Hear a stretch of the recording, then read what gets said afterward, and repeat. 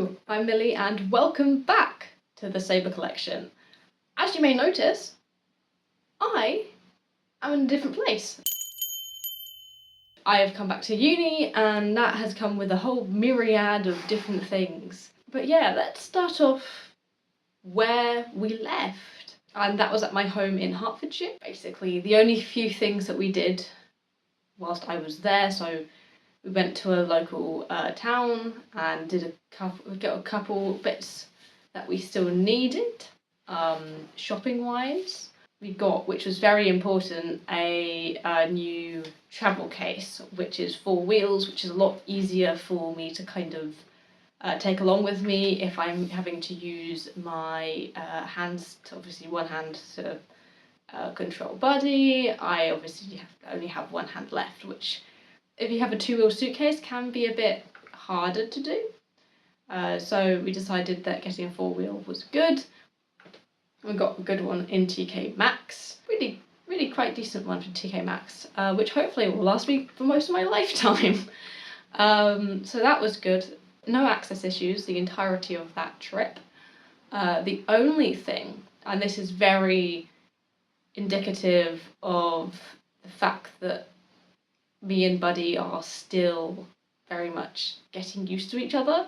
He is a bit of a plodder and a bumbler kind of naturally. He likes to bumble about, and I didn't notice that his bumbling was actually him saying, I kind of need to pee, please. I didn't necessarily get that. I now know that is what he was asking of me, but I didn't get that at the time. I just thought he was potentially a bit tired or something like that, and went round the shops, went to a cafe, and then I left my mum in the supermarket because I knew he was a bit disgruntled. So we went outside to the grassy area and I let him just be off duty to do whatever he wanted, and he just really needed to pee. But I think it's important partially to recognise that as this isn't a dog that you have kind of, they've grown up with you. It means that you still have to learn how to kind of get along with each other and learn the cues that each individual dog shows and displays when they need something.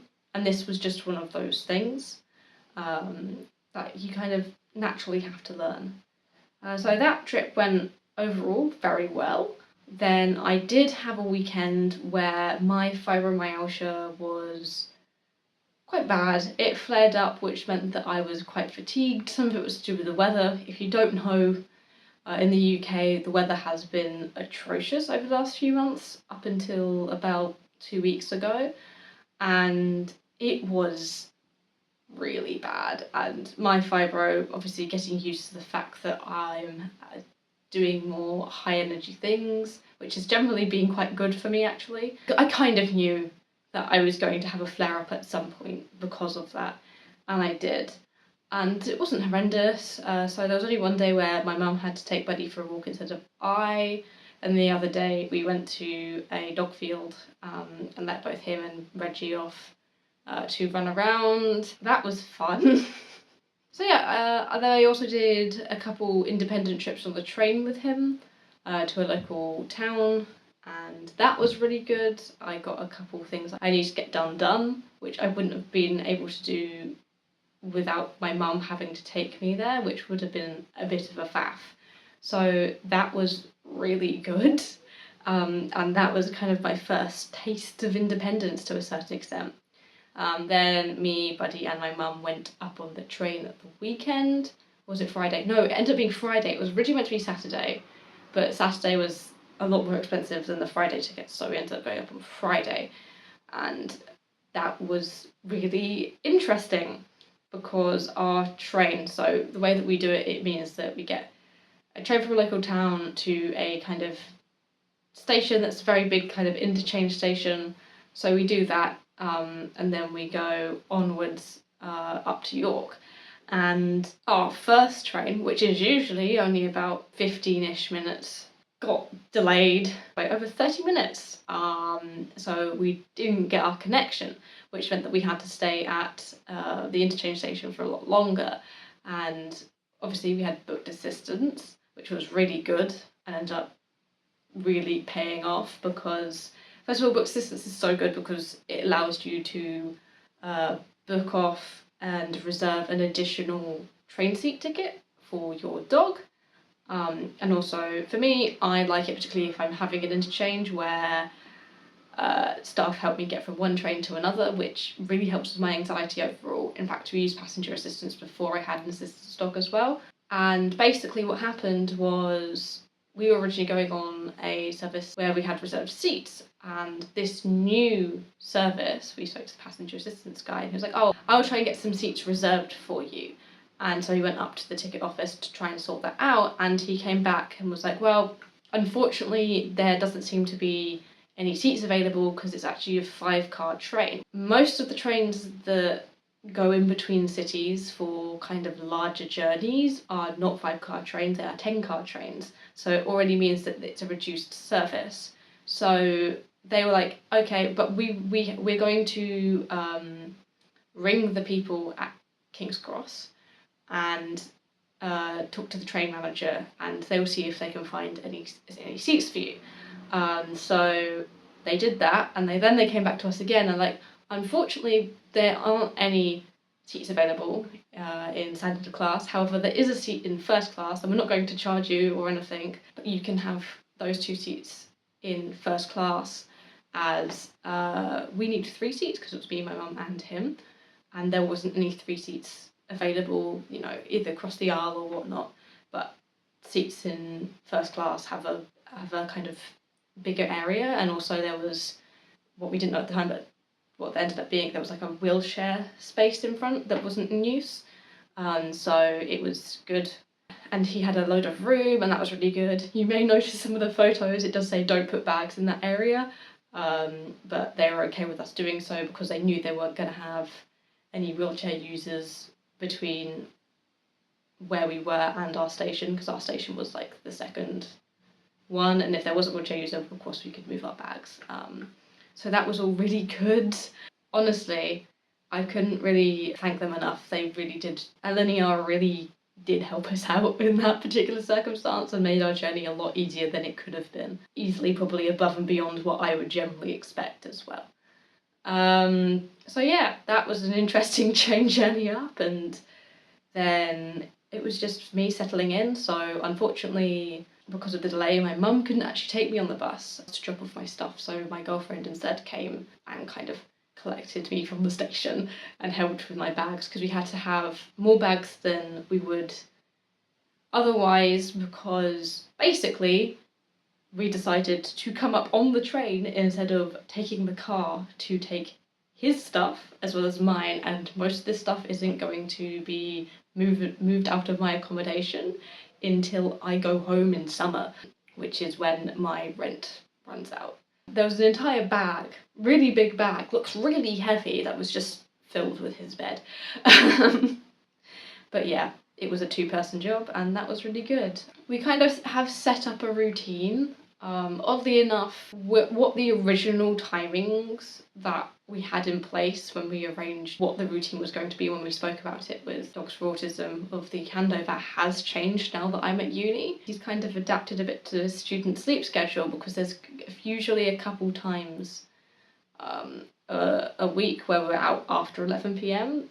Or we're just coming in after 11 p.m. and we obviously then have like a bit of decompression. I then have to do odds and ends at the moment because his allergies are flaring up again, ever so slightly. I think it's just the kind of change in scenery, and they'll settle down again. At least they seem to be settling down anyway. And I've got some like foam antibacterial stuff that seems to be really helping. And then he gets his gland chews, and then he goes to bed. And introducing him to like the societies has been quite interesting. People generally really like him, both the societies I'm involved with. Yeah, he's doing really well, he's enjoying it. I have it kind of at the moment as a mix between him being on duty and off duty. I potentially have him more off duty, particularly in some of the meetings, than perhaps I would otherwise. And that's usually because sometimes it's a bit later in the evening and he would usually be off duty anyway. and he seems to have a very good grasp of being on duty and off duty. And obviously if that changed and I felt like it was kind of slacking a bit, I would take him out of some of the off-duty things and have him more solidly on duty at the meetings, but I just haven't felt like that was necessary. He's also done his first radio show. Or was it 2 radio shows at this point? It must be 2 radio shows at this point. Oopsie. We did 2 radio shows as usual. He behaved throughout. That was great as well.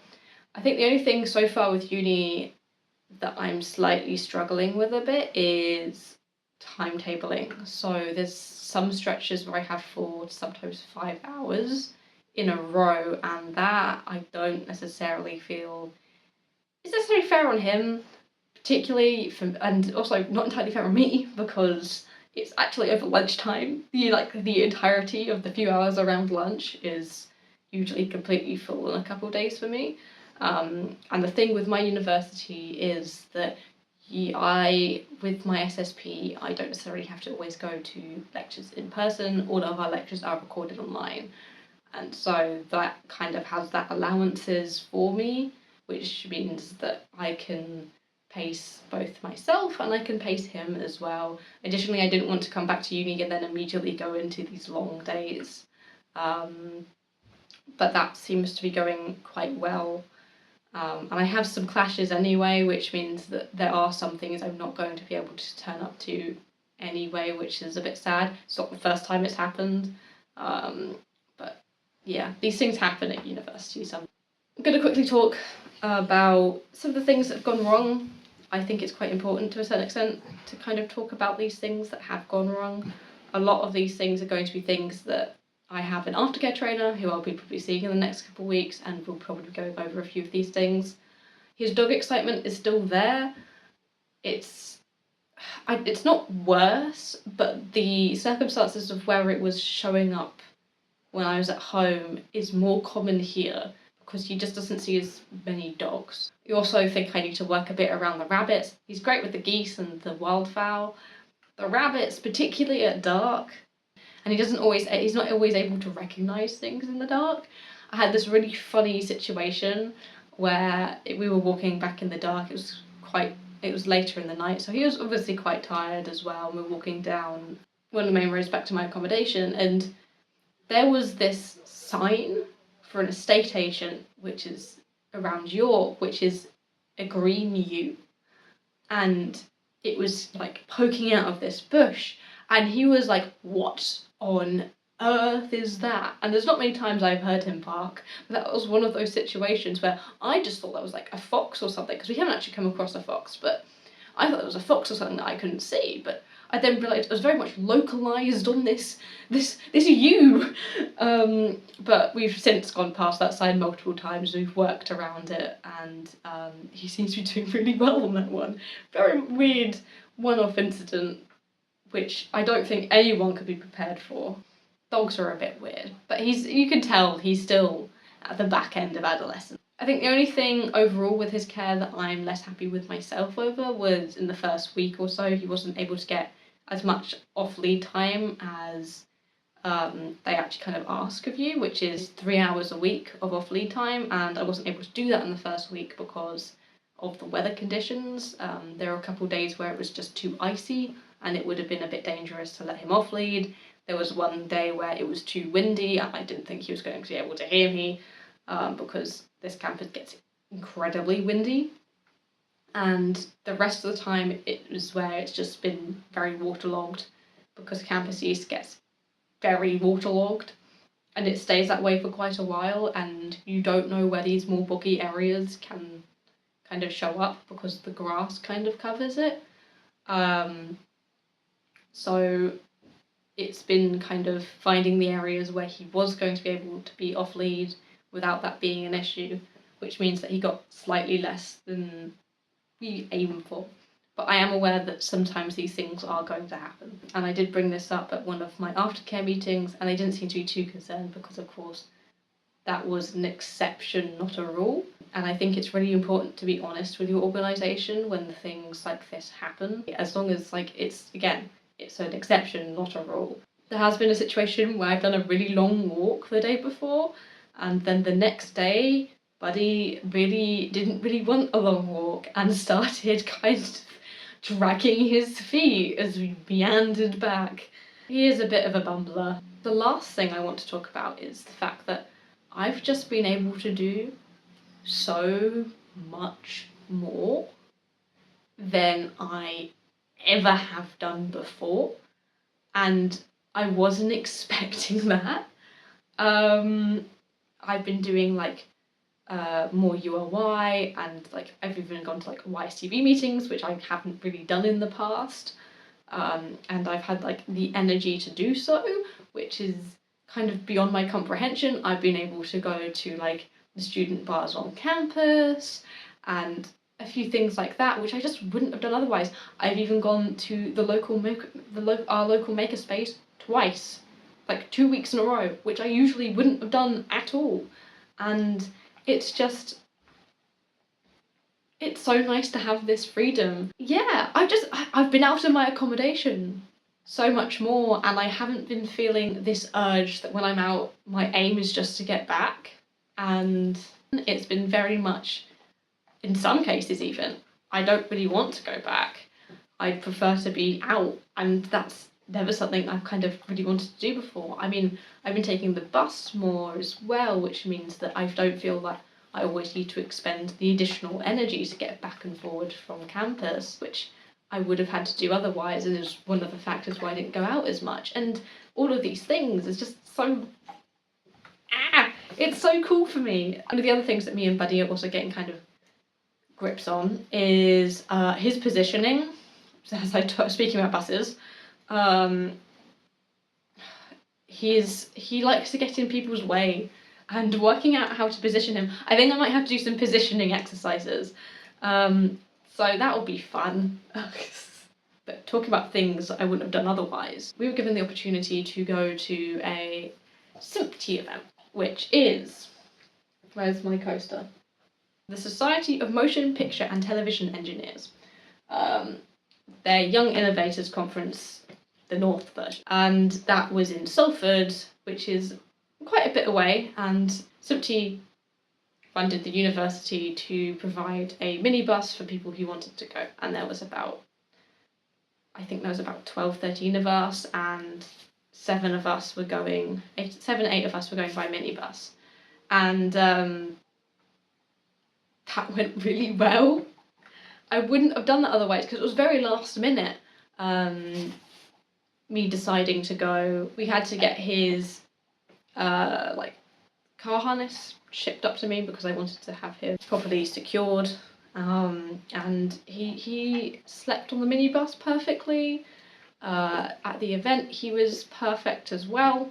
The only incident that happened was directly at the beginning when we were signing in, and security told us afterwards what they saw happen was basically we're all huddled together. So it was all of the people who came from York was kind of all huddling around the signing table. Very much, if you go to a pub, you kind of know the kind of huddled around the bar formation of the bartender knows who's next, but it isn't like a kind of queue or anything. And it was one of those situations, and Buddy was positioned in a sit mostly behind me. But apparently his tail was not behind me, and one of the members of our party, instead of moving to the side, they just stepped back, which directly ended up being on Buddy's tail. And then Buddy immediately got up, yelped, and then suddenly there wasn't just a tail behind them, there was also an entire dog body behind them, and they just fell over him backwards and ended up on the floor. Fortunately, everyone was okay, but that was quite a bit of a shock, and I'm definitely, in those situations, going to put him in a centre instead. But yeah, I heard of people saying, yeah, people trip over your dog, and to be completely honest with how Buddy is with his positioning, I thought I was going to be the first one that ended up on the floor because of him, but apparently not. Hopefully that will never happen again. It was quite embarrassing, but obviously it was a member of our party, so we spoke afterwards and all was okay. Buddy was fine, turns out. I gave him a once over and yeah, he seemed to be completely okay, nearly, I think, completely unscathed as well. But that was quite a shock to our system of it. And then the journey back was okay, and all of that, and that's just been great.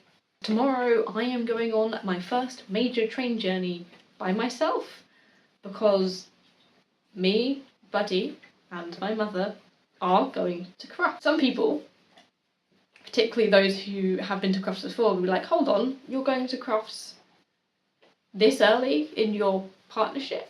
And they're right. This isn't something you should do. Me and Buddy are both going to Crufts, but we're kind of going separately, which sounds really weird. Basically, Buddy's going to be at the Dogs for Autism stall, and I'm going to go around with Mum and a family friend. So it's less of we're going together as a partnership. It's very much he's kind of going more as an ambassador for DFA. I've never been to Crufts before. I'm very excited. That's all from me and from him. As always, you can find all of my social media down in the description. But anyway, I will bid you till next time, folks. Bye bye.